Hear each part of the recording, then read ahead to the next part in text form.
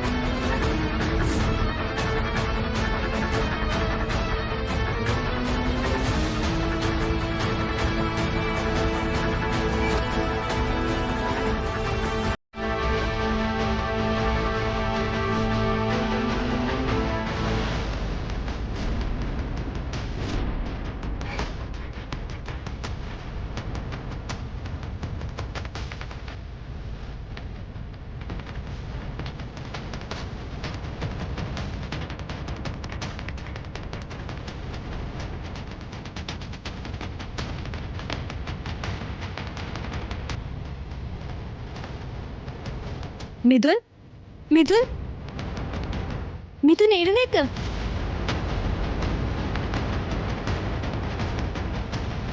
മിഥുൻ, മിഥുൻ. മഞ്ജരി കണ്ടില്ലേ, മുഴുവൻ അകത്താക്കിയിട്ടുണ്ട്. നീ ഇപ്പൊ എന്ത് ചെയ്താലും അവൻ എണീക്കാൻ പോകുന്നില്ല. അതല്ല, വിവേക് എവിടെ?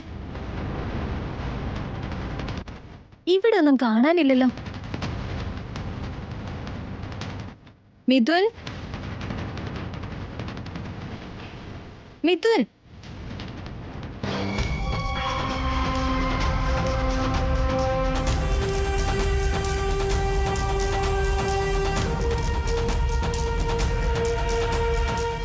ഇതെന്താ മഞ്ജരി, അവൻ കുടിച്ച് ബോധമില്ലാതെ കിടക്കുമ്പോ നിന്റെ മുഖത്ത് ഇത്രയും അധികം സന്തോഷത്തിന്റെ കാരണം?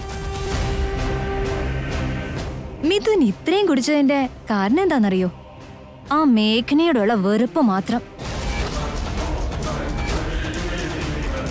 അവളോടുള്ള അമർഷം കടിച്ചമർത്താൻ വേണ്ടി തന്നെയാ ഇത്. എനിക്ക് വേണ്ടതും ഇത് തന്നെയാ. ഇങ്ങനെയാവുമ്പോ എന്തായാലും മിഥുൻ എന്നേക്കും ഈ മേഘനയെ വെറുക്കും. അപ്പോഴേ എനിക്ക് മനസ്സിന് സമാധാനം ഉണ്ടാവും. അതിനി അധിക കാലമില്ല. ഒരാഴ്ചയും കൂടെ കഴിഞ്ഞാ പിന്നെ മിഥുൻ നിന്റെ മാത്രം സ്വന്തമല്ലേ? അതെ ആന്റി, വിവേകിന്റെ കല്യാണം നടക്കുമ്പോ തന്നെ ഞാൻ ഏത് വിധേനയും പ്ലാൻ ചെയ്ത് മിഥുന്റെ കൈകൊണ്ട് എന്റെ കഴുത്തി താലി കെട്ടിച്ച പിന്നെ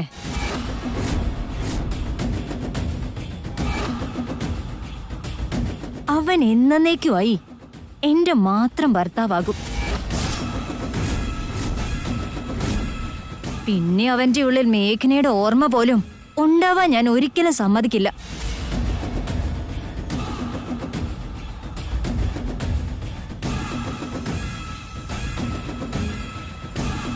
എങ്ങനെയെങ്കിലും വിവേകിന്റെ കല്യാണത്തിന് എല്ലാം സൂക്ഷിച്ചും കണ്ടും വേണം പ്ലാൻ ചെയ്യാൻ.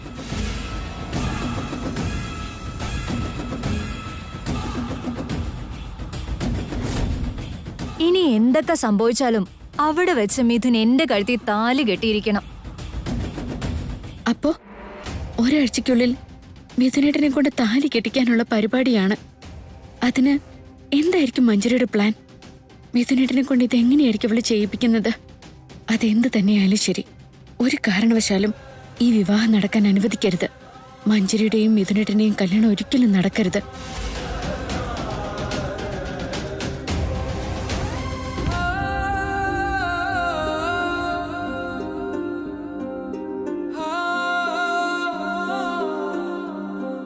അമ്മേ, ചിക്കു ഉറങ്ങിപ്പോയോ? അതേടാ, നല്ല ഉറക്ക. എന്ത് ചെയ്യാനാ, അമ്മയെ നോക്കി നോക്കിയിരുന്നവനെ ഉറങ്ങിപ്പോയതാ. മേഘ ഇതുവരെ കണ്ടില്ലല്ലോ, എവിടെ പോയതാണോ എന്തോ. മേഘയ്ക്ക് നമ്മൾ ഊഹിക്കുന്നതിനേക്കാൾ ഒരുപാട് വലിയ കാര്യങ്ങളുണ്ടമ്മേ. നീ എന്തൊക്കെയാടേ പറയുന്നേ? ശരിയാണമ്മേ. അവൾ അവളുടെ ഭൂതകാലത്തിനൊരു മറയുണ്ടാക്കിയിട്ട് നമ്മൾ അറിയാതെ പലതും ചെയ്തുകൊണ്ടിരിക്കുക. അതെ അമ്മേ, അവളുടെ കഴിഞ്ഞ കാലത്തിനൊരു തുടർച്ച ഉണ്ടാവാൻ പോകുന്നു. എനിക്കത് വ്യക്തമായിട്ട് മനസ്സിലാവുന്നുണ്ട്. അത് മാത്രമല്ല അമ്മേ, പഴയ കാര്യങ്ങളൊക്കെ എന്തിനു മറച്ചു വെച്ചു എന്നത് മാത്രം മനസ്സിലാവുന്നില്ല. ഇന്ന് എന്ത് സംഭവിച്ചാലും ശരി, എല്ലാ കാര്യങ്ങളിലും ഒരു തീരുമാനമുണ്ടാക്കും ഞാൻ.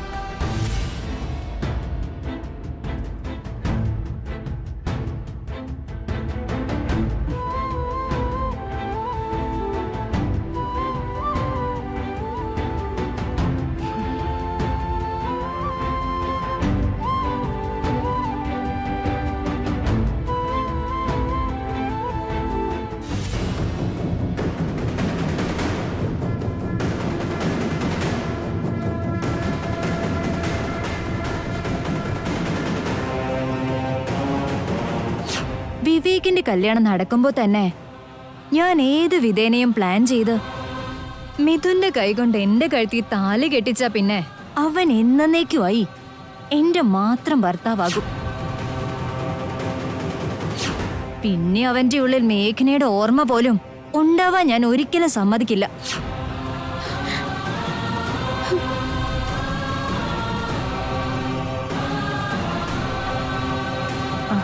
മേഘമോളെ, ഇങ്ങെത്തിയോ നീ? ചിക്കു ഉറങ്ങിയായിരുന്നോ ഗൗരമ്മേ? ഉറങ്ങി മോളെ. പക്ഷെ ഉറങ്ങുന്നവരെ നീ വന്നില്ലേന്ന് ചോദിച്ചോണ്ട് തന്നെ ഇരിക്കുകയായിരുന്നു. അവൻ കുഞ്ഞല്ലേ മോളെ, അമ്മയുടെ സ്നേഹം കുറച്ച് കൂടുതൽ കിട്ടാൻ വാശി പിടിക്കും.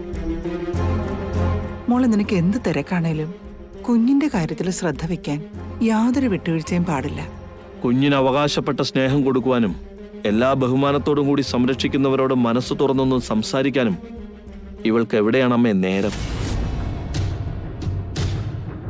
എന്തു പറയുന്നു മേഘ? ഇപ്പൊ നിന്റെ എല്ലാ തിരക്കുകളും, രഹസ്യമായിട്ട് നീ ചെയ്യുന്ന എല്ലാ ജോലികളും അവസാനിച്ചു. മേഘ, നീ എന്തൊക്കെയോ ചെയ്തു കൂട്ടുന്നുണ്ട്. അതൊക്കെ നിനക്ക് നല്ലതാണോ ചീത്തയാണോ എന്ന് പോലും അറിയില്ല.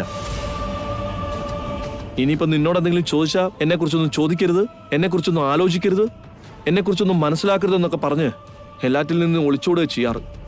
ഇനി അങ്ങനെ ഒളിച്ചോടാൻ നിനക്ക് ആവില്ല മേഘ. നിന്റെ എല്ലാ കാര്യങ്ങളും എനിക്കിന്ന് അറിഞ്ഞേ പറ്റൂ.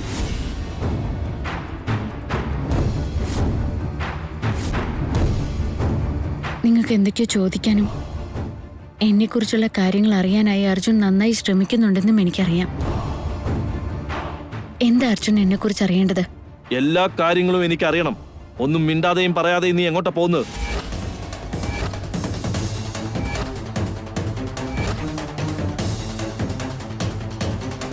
മുഖം മറച്ചുകൊണ്ട് ഒരു പർദ്ദയും ധരിച്ചുകൊണ്ട് നടക്കേണ്ട കാര്യം എന്താണ് നിനക്ക്?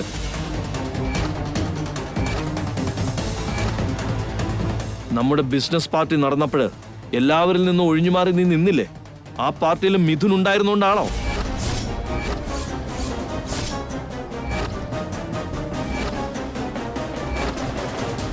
ആ ഫാദേഴ്സ് ഡേയുടെ അന്ന് ഒരാളുടെയും കണ്ണിൽ പെടാതെ നീ മാറിയുന്നത് എന്തിനായിരുന്നു? അവിടെ നന്ദൻ ഫാമിലിയെ ഫേസ് ചെയ്യേണ്ടി വരുമെന്ന് അറിഞ്ഞുകൊണ്ടാണ്.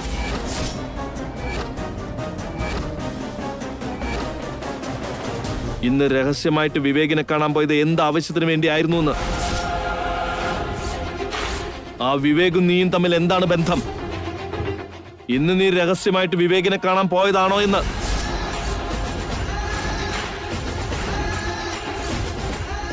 പറയണം മേഘ, നീയും വിവേകും തമ്മിൽ എന്താ ബന്ധം? ആ മിഥുൻ നിന്റെ ആരാണെന്ന് പറയേ.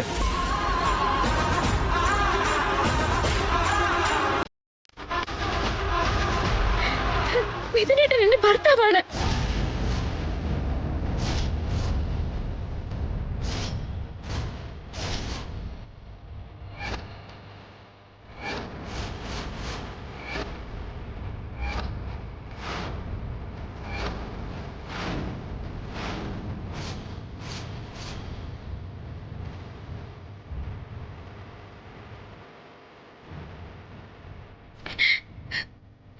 മിഥുനേട്ടൻ എന്റെ ഭർത്താവാണ്.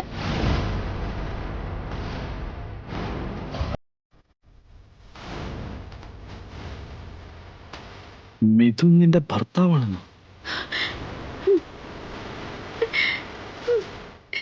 അഗ്നിസാക്ഷിയായി എന്നെ കല്യാണം കഴിച്ച എന്റെ ഭർത്താവ്.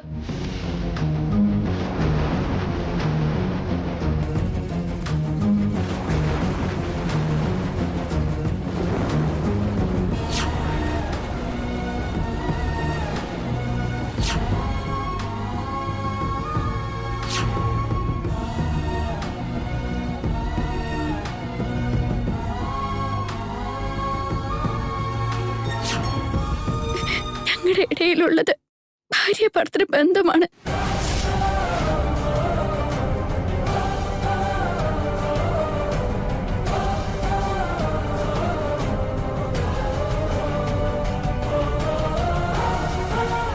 മിഥുൻ നിന്റെ ഭർത്താവാണെന്നോ? അഗ്നിസാക്ഷിയായി എന്നെ കല്യാണം കഴിച്ച എന്റെ ഭർത്താവ്.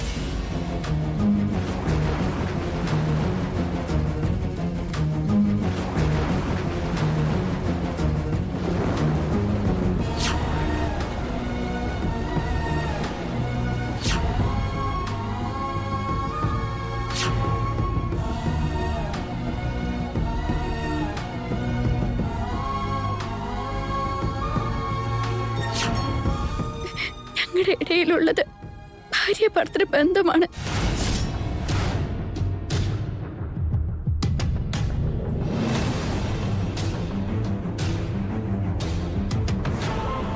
ഇതിൽ കൂടുതൽ എന്തെങ്കിലും എന്നെ കുറിച്ച് അറിയണമെന്നുണ്ടോ അർജുന്? അതോ ഇത്രയും മതിയോ? മതി. മിഥുൻ നിന്റെ ഭർത്താവാണെന്നുള്ള കാര്യം നീ എന്തിനാണ് മറച്ചു വെച്ചത്? ഇത്ര വലിയൊരു കുടുംബത്തിലെ മരുമകളായിരുന്നിട്ടും ആരും അറിയാതെയുള്ള ഈ അജ്ഞാതവാസം എന്തിനു വേണ്ടിയായിരുന്നു?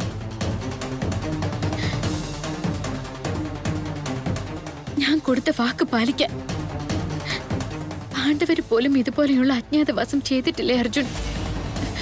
അതുപോലെ ഞാൻ കൊടുത്ത വാക്ക് പാലിക്കാൻ വേണ്ടി, എന്റെ കുടുംബം തകർന്നടിയാതിരിക്കാൻ വേണ്ടി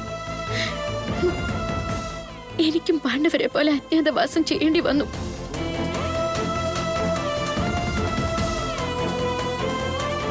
ആർക്ക് കൊടുത്ത വാക്ക്? എന്തിനു വേണ്ടി കൊടുത്ത വാക്ക്? ഞങ്ങൾക്ക് ഒരുപാട് വിഷമങ്ങൾ സഹിക്കേണ്ടതായി വന്നു. ഒരുപാട് പ്രതിസന്ധികളെ തരണം ചെയ്യേണ്ടതായിട്ട് വന്നു. ഞാനും എന്റെ മിഥുനേട്ടനും ഇനി സന്തോഷത്തോടെ ജീവിക്കാൻ പോവാണെന്ന് വിശ്വസിച്ചിരുന്ന ഒരു സമയത്തായിരുന്നു അത് ഉണ്ടായത്.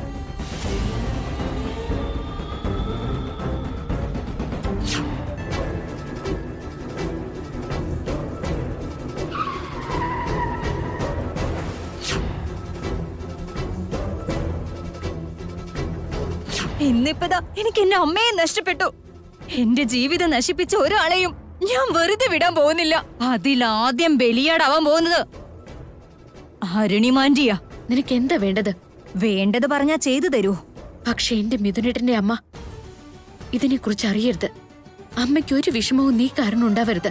എന്നാ ശരി, നീ മിഥുന്റെ ജീവിതത്തിൽ നിന്ന് എന്നേക്കുമായി വിട്ടുപോകണം. നന്ദൻ കുടുംബത്തിന്റെ കണ്ണെത്താ ദൂരത്തേക്ക് എന്നേക്കുമായി വിട്ടു നിൽക്കണം.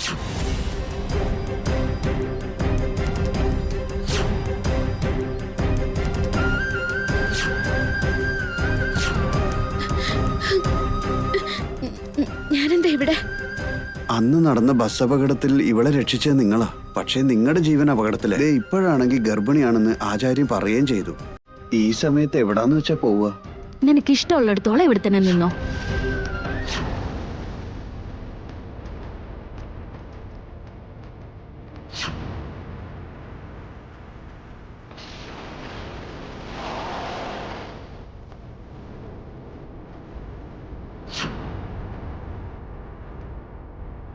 എന്റെ മോന്റെ ജീവൻ രക്ഷിച്ചവളല്ലേ നീ. മോൾക്കിനി ഞങ്ങളോടൊപ്പം കഴിഞ്ഞൂടെ?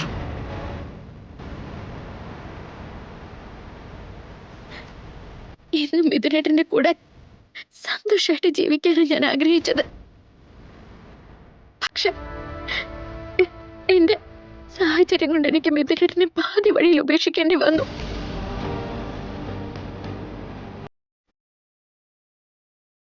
മിഥുനേട്ടന്റെ കണ്ണില് ഞാൻ വീട്ടുകാരെയും മിഥുനേട്ടനെയും പറ്റിച്ച വിശ്വാസ വഞ്ചികയായി മാറി. മിഥുനേട്ടനാവട്ടെ, മിഥുനേട്ടന്റെ അമ്മയാവട്ടെ, നന്ദൻ കുടുംബത്തിലുള്ളവർ സ്വസ്ഥമായിട്ട് ജീവിക്കണമെങ്കിൽ ഞാൻ ആ വീടിന്റെ പരിസരത്ത് പോലും ഉണ്ടാവാൻ പാടില്ല. മിഥുനേട്ടന്റെ ഭാര്യയുടെ സ്ഥാനത്തേക്ക് തിരിച്ചു പോകണമെന്ന് ഞാൻ ഒരിക്കലും ആഗ്രഹിക്കാൻ പാടില്ല. ജീവിത അവസാനം വരെ എനിക്കിങ്ങനെ മാറി നിന്നേ പറ്റൂ അർജുൻ. അതുകൊണ്ടാ എന്റെ ഭൂതകാലത്തെക്കുറിച്ച് ആരും അറിയരുതെന്ന് ഞാൻ പറഞ്ഞത്. എനിക്കും ചിക്കുവിനും ഇത്രയും സ്നേഹം തന്ന നിങ്ങളോട് പോലും എനിക്കൊന്നും പറയാനുള്ള അവസ്ഥയില്ലായിരുന്നു.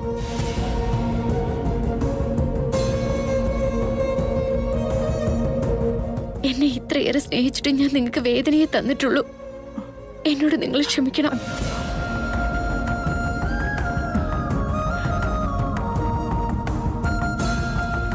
കയറി ചെല്ലാൻ ഒരിടവും ഇല്ലാതിരുന്ന എനിക്ക് നിങ്ങളാണ് അഭയം തന്നത്.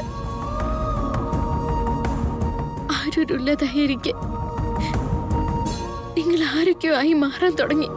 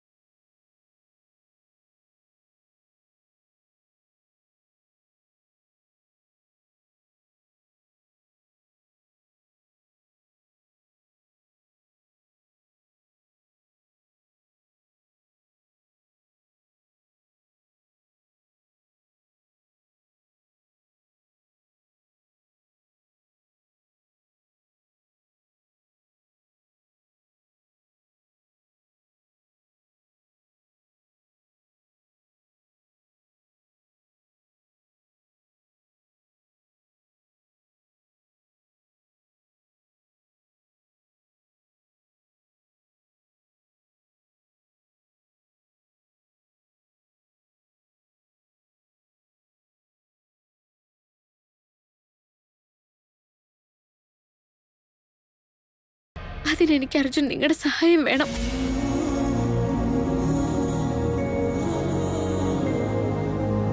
എപ്പോഴത്തെയും പോലെ എന്റെ ശക്തിയും ധൈര്യവുമായിട്ട് നിങ്ങൾ കൂടെ തന്നെ ഉണ്ടാവണം.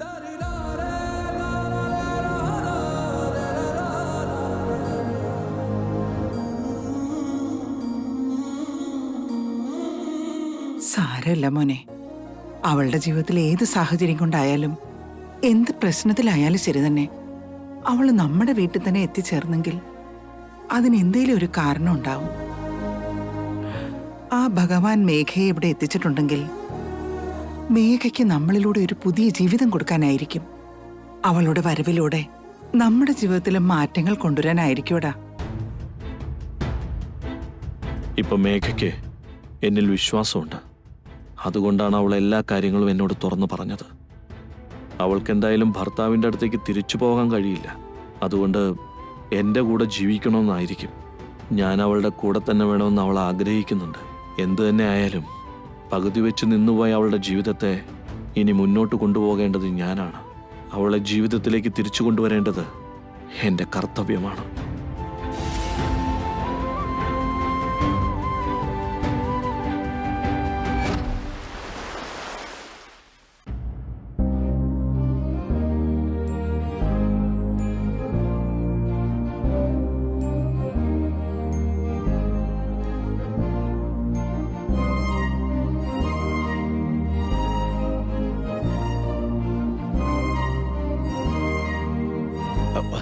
മിഥുൻ, മോനെ മിഥുൻ, മിഥുൻ, മിഥുൻ, നീ എവിടെയാ? ഒന്ന് വേഗം വാ.